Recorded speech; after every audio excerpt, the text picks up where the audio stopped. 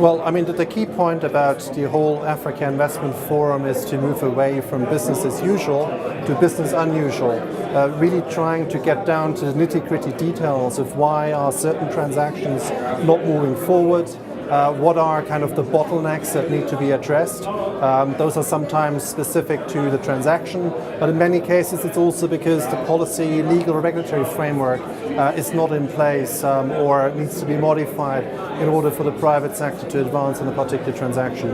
So today we were really able, in a few specific cases, to go down to these details and try to find solutions agreed between the different stakeholders on how to move forward and really bring more deals to financial close. I mean, energy is basically, and the former UN Secretary General Ban Ki-moon called it the golden thread that connects everything. Energy is basically a necessary ingredient for development at large.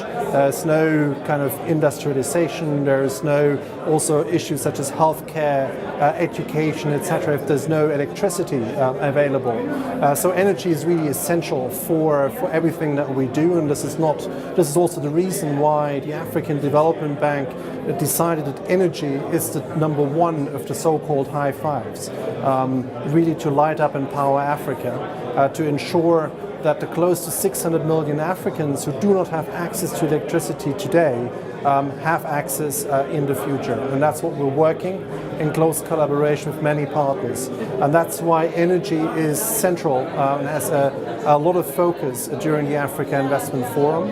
And it's also the reason why we created this platform, the Africa Energy Marketplace, as a platform to engage with the public sector, the private sector, the development partners around how to advance transactions, how to advance energy sector reforms at the country level, but do that in a partnership fashion. It doesn't help if this is sort of done in silos. It really needs to have this engagement.